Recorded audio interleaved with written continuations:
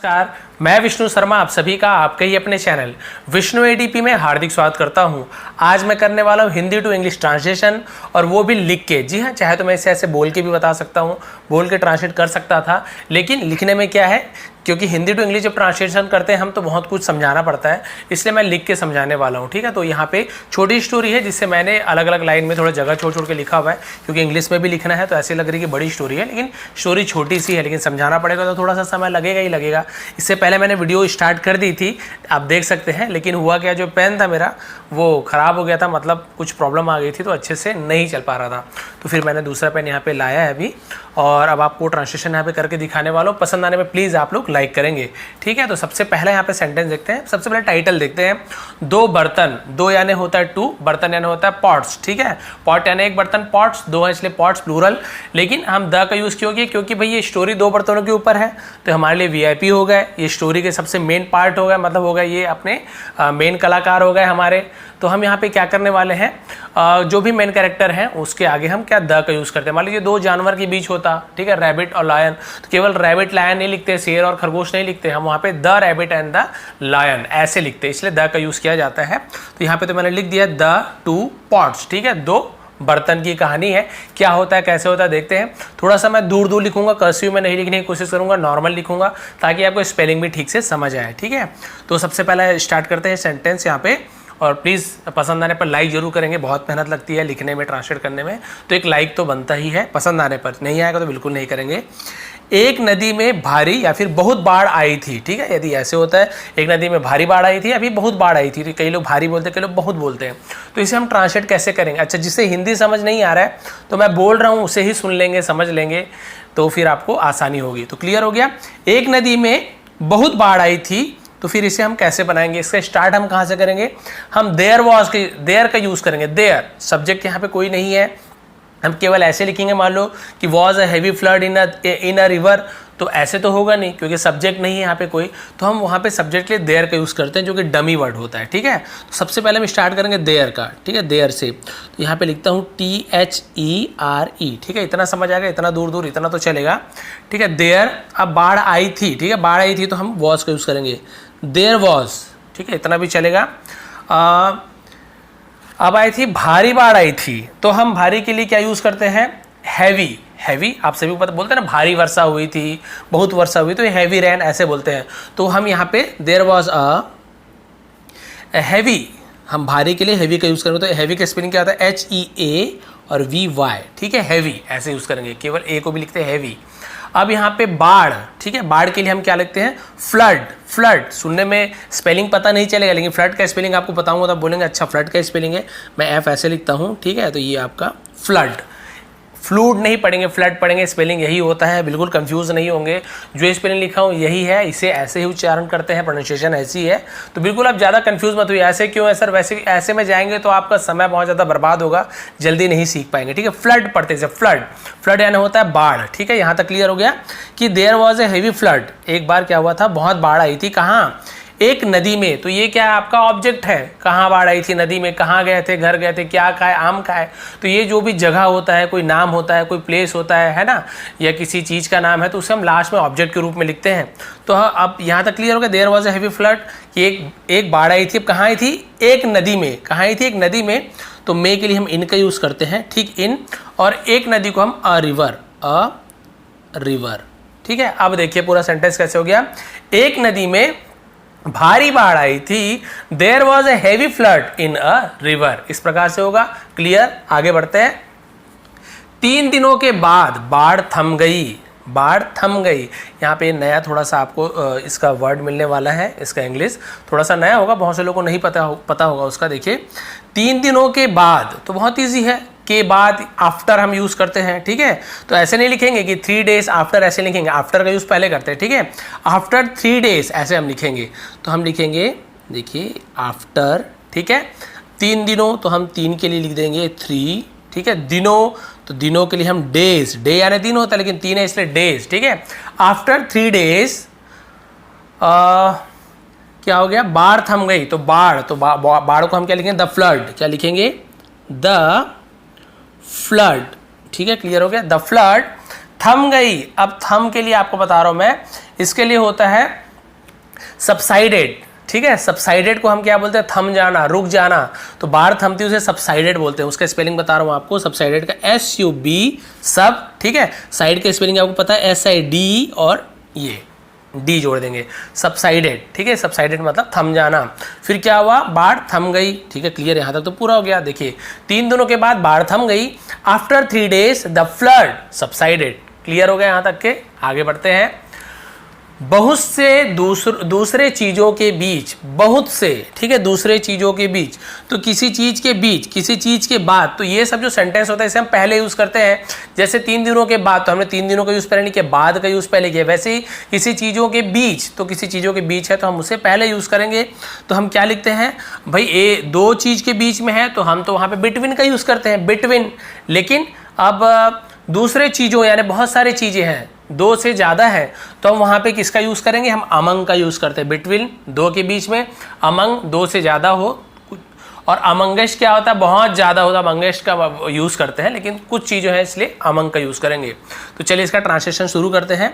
हम यहाँ पे क्या लिखेंगे, अमंग, ठीक है, मैंने बताया ना आपको, तो हम लिखेंगे यहाँ पे अमंग, ये होता है अमंग का स्पेलिंग AMONG, ठीक है, इसे स्पेलिंग भी याद होती है जब लिख लिख के याद करते हैं। अमंग दूसरे चीज़ों, तो दूसरे क्या होता है, दूसरा सेकंड नहीं लिखेंगे, दूसरा यानी अदर, अदर यानी दूसरे, अन्य जिसे कहते हैं, तो ये होगा अदर, ठीक है। अमंग अदर चीज़ों, चीज़ों को क्या बोलते हैं, थिंग यानी होता है चीज़, थिंक के नहीं बोल रहा हूँ, THIN के थिंक यानी सोचना होता है, लेकिन चीज़ को क्या थिंग बोलते हैं, और चीज़ों हैं तो थिंग्स। देखिए अभी लिखूंगा तो आपको पता चल जाएगा, ये हो गया थिंग्स, सॉरी फिर से मैंने कर्सिव टाइप से लिख दिया, THINGS थिंग्स, ठीक है। अमंग अदर थिंग्स यानी दूसरे चीज़ों के बीच, ठीक है, हो गया बस कंप्लीट, बहुत से दूसरे चीज़ों के बीच, अमंग द अदर थिंग्स, ठीक है, सॉरी बहुत से लिखा हुआ था ना, बहुत से, तो यहाँ पे क्या हो जाएगा, अमंग मैनी, ठीक है, अमंग मैनी, तो यहाँ पे हम मैनी का यूज़ करेंगे। यहाँ नीचे लिख देता हूँ क्योंकि बहुत से को मैं ध्यान दे पाया था, तो हम यहाँ पे क्या लिखेंगे, मैनी, मैनी यानी क्या होता है, बहुत सारा, मैनी मोर, बहुत सारा,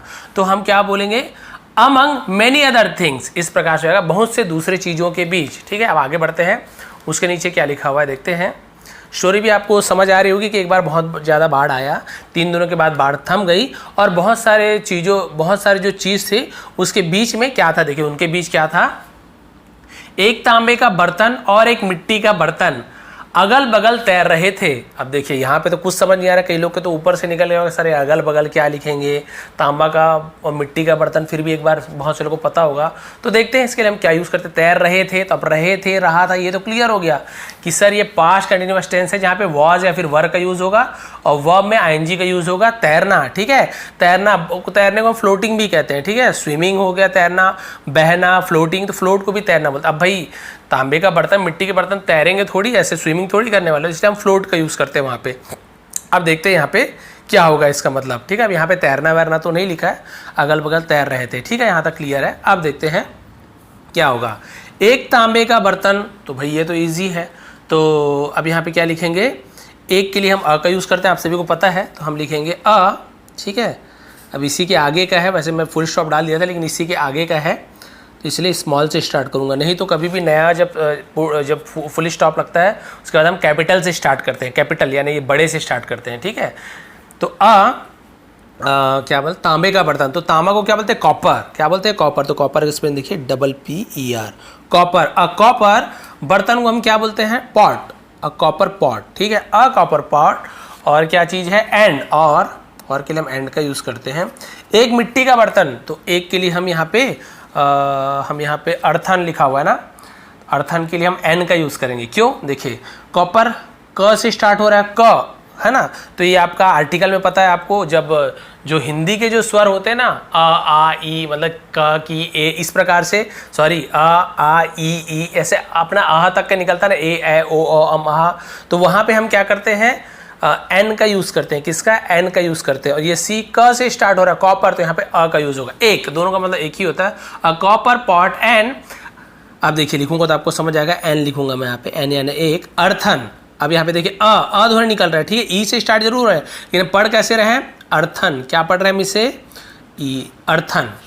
अर्थन यानी क्या होता है, मिट्टी का, तो एक मिट्टी का, तो देखिए क्योंकि ये ई से स्टार्ट हो रहा है, ऐसे वाला जो नियम है आर्टिकल का वो सही नहीं है, हम बोलते हैं ना AEIOU से स्टार्ट होता है तो हम एन लिखते हैं, वो गलत रूल है, वो रूल सही नहीं है। मैंने इसके ऊपर वीडियो भी बनाई है, विष्णु एडीपी आर्टिकल में जाएंगे एकदम अच्छे से क्लियर आपको समझ आएगा।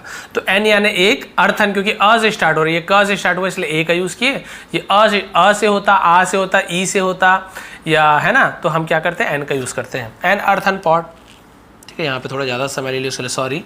तो एक तांबे का बर्तन, मिट्टी का बर्तन, a copper pot and an earthen pot, ठीक है, यहाँ तक क्लियर हो गया।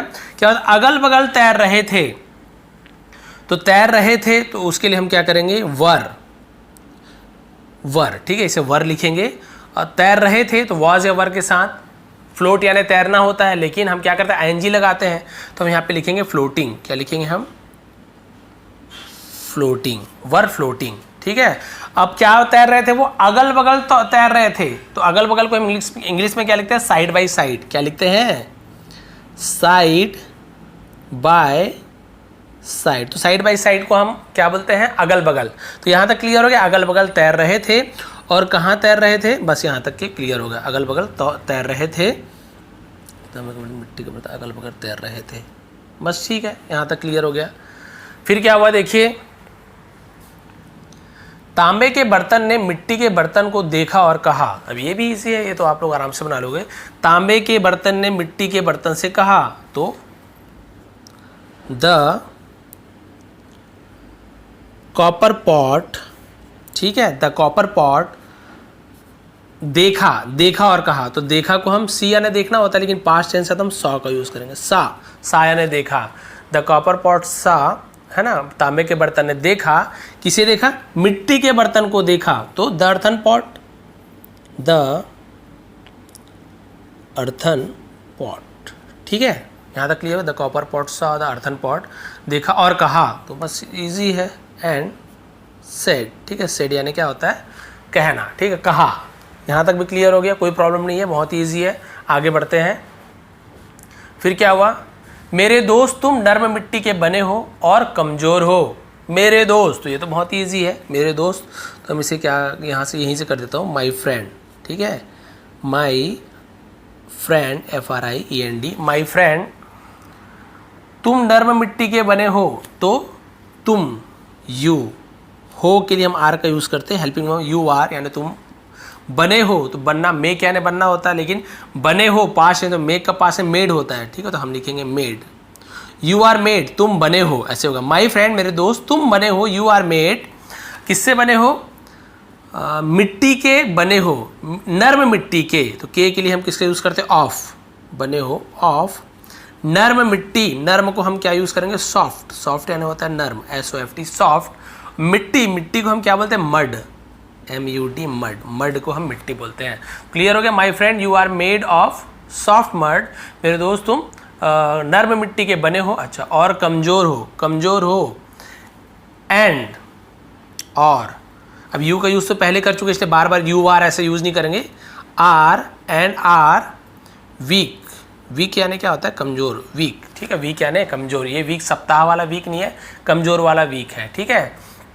तो यहाँ तक क्लियर हो गया। My friend you are made of soft mud and are weak, और तुम कमज़ोर हो। यहाँ पर जब बार बार मतलब यू आर का यूज़ इस सेंटेंस में हो चुका है, तो बार बार फिर आपको यू का सब्जेक्ट का यूज़ करने की ज़रूरत नहीं है, आप केवल आर वीक ऐसे यूज़ कर लेंगे, ठीक है। क्लियर हो गया यहाँ तक के। आगे बढ़ते हैं। अभी तक आपको स्टोरी समझ आ रही है कि नहीं पता नहीं, तो स्टोरी में क्या क्या हो रहा है आप सभी को पता होना चाहिए कि वो दोनों आसपास मिले। फिर जो तांबे का बर्तन है जो कि अच्छा मजबूत होता है, बोल रहा है मेरे दोस्त तुम कमज़ोर हो, नर्म मिट्टी के बने हो। फिर क्या बोल रहे, देखिए, मेरे पास या फिर नज़दीक आओ, मेरे नज़दीक आओ, यदि तुम चाहो तो मेरे नज़दीक आओ। बहुत ईजी, मेरे नज़दीक आओ तो कम क्लोजर टू मी, है ना, कम यानी आओ, क्लोजर इसे हम क्या पढ़ते हैं, क्लोजर, क्लोजर यानी नज़दीक, पास, टू मी मेरे पास, ठीक है। तो हम टू मी, किसी के पास, किसी कहीं जा रहे हो, कुछ हो रहा है, तो हम टू का यूज़ करते हैं, टू मी, मेरे पास आओ, कम क्लोजर टू मी। यदि तुम चाहो तो, यदि तो हम बोलेंगे इफ़, तुम के लिए यू का यूज़ करेंगे। चाहना, किसी इच्छा हो, यदि तुम्हारी इच्छा हो, यदि तुम चाहते हो, तो हम उसके लिए क्या यूज़ करते हैं, विश, इफ़ यू विश, यदि तुम चाहो। यदि तुम्हारी इच्छा हो तो इफ़ योर विश, योर यानी तुम्हारी इच्छा हो लिखते तब, लेकिन यदि तुम चाहो तो इफ़ यू विश ऐसे लिखेंगे। ठीक है, क्लियर हो गया। यहीं पे बोलता है यदि तुम्हारी इच्छा हो तो हम क्या बोलते हैं, इफ़ योर विश ऐसे हो जाता। क्लियर हो गया यहाँ तक। अब आगे बढ़ते हैं। मैं तुम्हें नुकसान से बचाऊंगा, यानी मैं तुम्हें टकराने से, इधर उधर लगने से, चोट लगने से मैं तुम्हें बचाऊंगा। मैं ज़्यादा मजबूत हूँ, तुम कमज़ोर हो, तो क्या बोल रहा है, मैं तुम्हें नुकसान से बचाऊंगा। तो मैं तुम्हें बचाऊंगा का क्या हो जाएगा, आई विल, फ्यूचर टेंस है, बचाऊंगा लिखे से विल का यूज़ करेंगे। मैं के लिए आई सब्जेक्ट, तो आई विल। बचाना, ठीक है, किसी को बचाने को हम क्या बोलते हैं, रक्षा करना है, बचाना, प्रोटेक्ट, आई विल प्रोटेक्ट। ठीक है, ये हो गया आपका protect you, I will protect you, मैं तुम्हें बचाऊंगा। किससे बचाऊंगा, नुकसान से बचाऊंगा। तो से के लिए हम क्या यूज़ करते हैं, फ्रॉम, FROM, फ्रॉम यानी से। नुकसान को हम क्या बोलते हैं, हार्म, ऐसे हार्म ऐसे लिखा हुआ, लेकिन एक्चुअल में आर साइलेंट टाइप का ही पढ़ते हैं हम, हार्म ऐसे पढ़ते हैं, हार्म ऐसे नहीं पढ़ेंगे, सही उच्चारण से हार्म ऐसे पढ़ते हैं। तो I will protect you from harm, ठीक है, तो मैं तुम्हें नुकसान से बचाऊंगा, इस प्रकार से हो जाएगा। आगे बढ़ते हैं। मेरे लिए आपकी अच्छी भावना के लिए धन्यवाद। ठीक है, मिट्टी के बर्तन में क्या बोल रहा है, ठीक है, आप जो बोल रहे हो मुझे बचाओगे तो आपका धन्यवाद, आपके लिए जो मेरे मन में अच्छी भावना है, जो अच्छी सोच है, मेरी मदद करने चाहते हो, उसके लिए आपके धन्यवाद। तो बोल रहा है मेरे लिए आपकी अच्छी भावना के लिए धन्यवाद। सुनने में बड़ा अटपटा लग रहा है, लेकिन अब देखते हैं इसे भी बना के हम। तो अब यहाँ पे क्या होगा, धन्यवाद को पहले लिख देते हैं, थैंक्स है ना, थैंक्स या थैंक यू, तो थैंक्स का यूज़ कर, थैंक्स यानी धन्यवाद। ठीक है, मेरे लिए आपकी अच्छी भावना के लिए धन्यवाद। आपकी अच्छी भावना, तो आपकी अच्छी भावना मेरे लिए, तो इसको हम क्या करेंगे, लास्ट में यूज़ करेंगे। मेरे लिए तो हम वहाँ फॉर मी, तो ये लास्ट में यूज हो जाएगा। ठीक है, तो आपकी अच्छी भावना के लिए, तो हम यहाँ पे क्या करेंगे, थैंक्स फॉर यानी के लिए। ठीक है, थैंक्स फॉर योर यानी आपकी। ठीक है, योर गुड, अच्छी के लिए हम गुड का यूज़ करेंगे। भावना को क्या बोलते हैं, फीलिंग, तो FEE फी। ठीक है, लिंग LINGS, फीलिंग्स। ठीक है, फीलिंग्स ऐसे होता है। Thanks for your good feelings, आपकी अच्छी भावनाओं के लिए, है ना, किसके लिए, मेरे लिए, तो फिर यहाँ पे फॉर मी। ठीक, यहाँ तक क्लियर हो गया। Thanks for your good feeling for me, यानी आप मेरे लिए, आपकी जो अच्छी भावना है उसके लिए क्या है, धन्यवाद है। बस यहीं तक है। फिर क्या हुआ देखिए, आगे बढ़ते हैं। वैसे थोड़ा सा और बचा, इतना ही लास्ट है बस, है ना। तो देखिए मैम, तो छोटी स्टोरी है, लेकिन ऐसे प्रैक्टिस करते रहना चाहिए बीच बीच में, ताकि हमको भी कुछ समझ आए यहाँ पे। फिर देखते हैं, मिट्टी के बर्तन ने कहा, मिट्टी के बर्तन ने कहा, ये तो फिर बहुत ईजी है, इसके लिए कोई सोचने वाली बात नहीं है। कहा, सेड द अर्थन पॉट। ठीक है, सेड द अर्थन पॉट, मिट्टी के बर्तन ने कहा कि भाई आपकी भावना जो अच्छी है।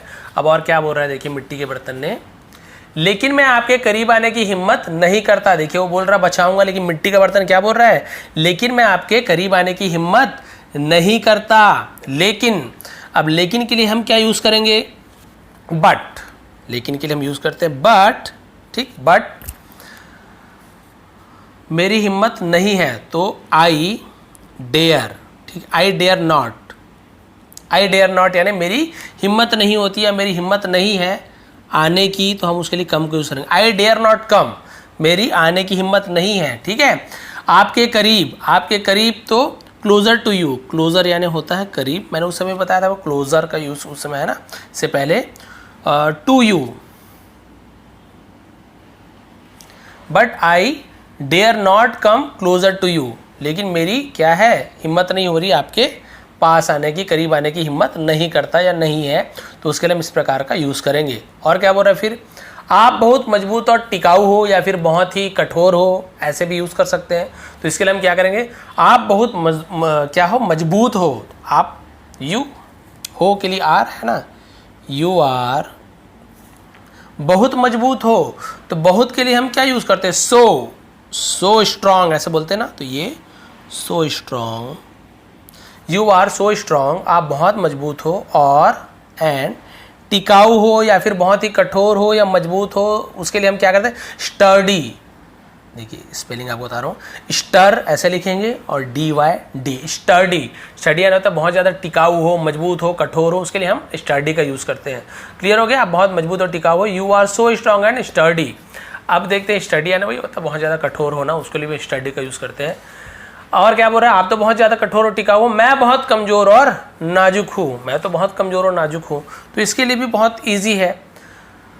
मैं, तो मैं के लिए आप आई का यूज़ कर लिए आई, ठीक है। अब हूँ के लिए हम क्या यूज़ करते हैं एम, क्योंकि प्रेजेंट टेंस है तो आई के साथ तो एम का यूज़ होगा ना, आई के साथ तो आर का यूज़ होगा। बहुत कमज़ोर, बहुत मजबूत के लिए सो स्ट्रांग, बहुत कमज़ोर के लिए सो, कमज़ोर को या तो वीक बोलते हैं, ठीक है, तो सो वीक, ठीक है, so weak. I am so weak, मैं बहुत कमज़ोर हूँ। और क्या हूँ, एंड नाजुक हूँ। नाजुक, नाजुक यानी क्या होता है, फ्रेजल। फ्रेजल का मतलब होता है नाजुक होना, ठीक है। तो फ्रेजल याद रखेंगे, इसे फ्रेजिल नहीं पढ़ेंगे, फ्रेजल पढ़ेंगे, यानी नाजुक होना। क्लियर हो गया यहाँ तक के?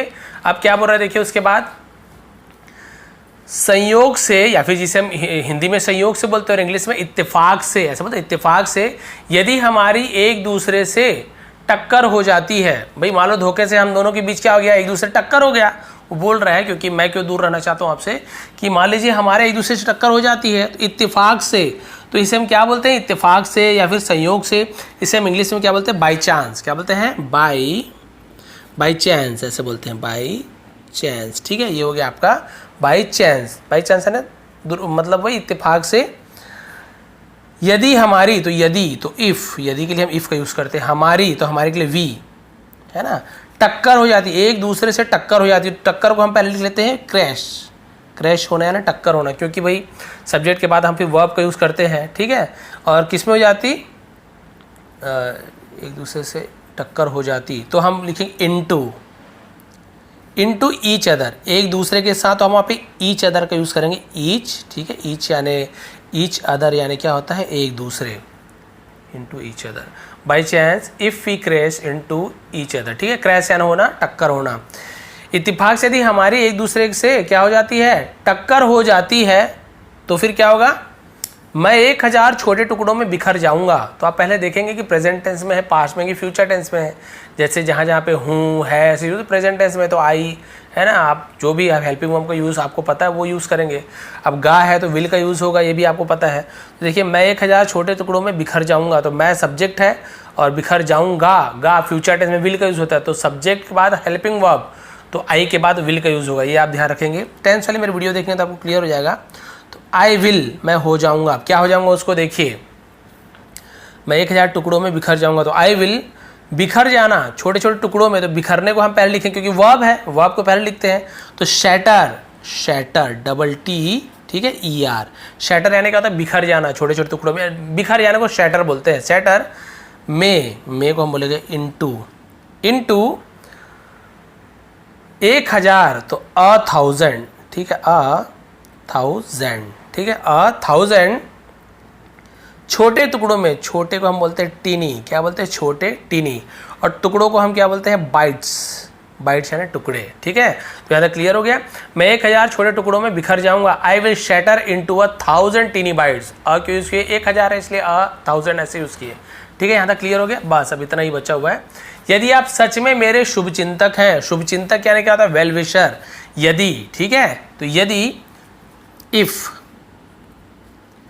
आप हैं तो यू आर, यदि आप सच में हैं तो इफ़ यू आर, सच में हम क्या बोलते हैं, रियली, ठीक है। हम क्या बोलेंगे, डबल एल का यूज होता है, रियली, ऐसे, रियली मेरे, माय शुभ चिंतक, तो शुभ चिंतक को हम क्या बोलते हैं, वेल, ठीक है, ऐसे वेल, ठीक है।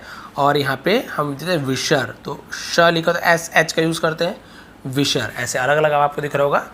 तो if you are really my well wisher, यदि आप सचमुच में मेरे क्या हो, सच में मेरे शुभचिंतक हो, कृपया मुझसे दूर रहो। कृपया, तो कृपया, तो हम क्या बोलते हैं, कृपया के लिए हम प्लीज़ का यूज़ करते हैं। तो हम यहाँ पे लिखेंगे प्लीज़, ठीक है, प्लीज़ मुझसे दूर रहो। तो दूर रहना को हम क्या बोलते हैं, कीप अवे।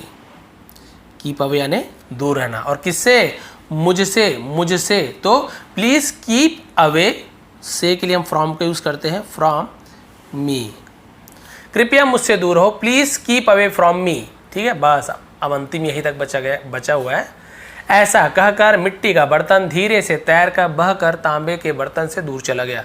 ऐसा कहकर, तो सेइंग सो, सेइंग सो, तो ऐसा कहकर को हम क्या बोलते हैं? सेइंग सो, मिट्टी का बर्तन, द अर्थन पॉट, ठीक है, ऐसा कहकर था मिट्टी का बर्तन क्या हो गया? धीरे से तैरकर, धीरे से तो स्लोली या आराम से तैरकर, तो हम स्मूथली ऐसे भी यूज़ करते हैं, तो स्मूथली ऐसे भी यूज़ कर सकते हैं, स्लोली भी यूज़ होगा। और हम स्मूथ यानी आराम से बहते हैं ना, तो हम वहाँ पे किसका यूज़ करते हैं? हम स्मूथली ऐसे भी यूज़ कर सकते हैं, स्लोली भी यूज़ करेंगे, आपकी जो मर्जी। अब धीरे से तैरकर या प्यार से, स्मूथ, आराम से उसे हम बोलेंगे, तो यहाँ पे स्मूथली का यूज़ करेंगे। स्मूथली क्या हुआ?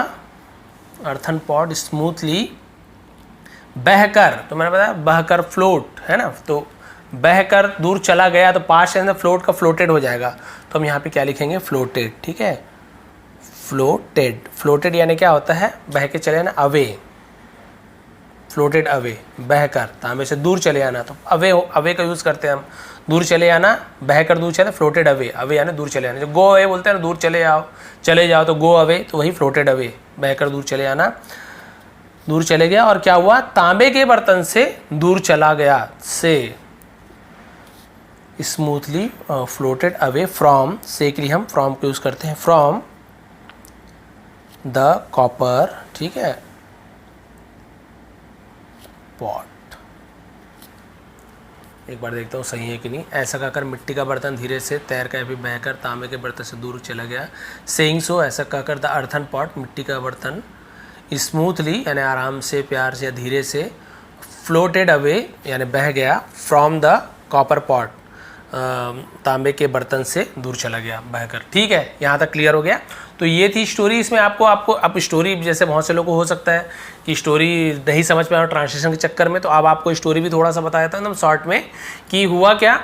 भाई एक नदी में बाढ़ आई, तो दोनों तांबे के बर्तन, मिट्टी का बर्तन था, तो तांबे का बर्तन बोला, एकदम शॉर्ट में बता रहा हूँ कि मिट्टी के बर्तन को मेरे पास आ जाओ, मैं ज़्यादा मजबूत हूँ, तुम्हें बचा दूंगा किसी और मजबूत चीज़ से, तो मैं आगे आ जाऊँगा, तुम बच जाओगे।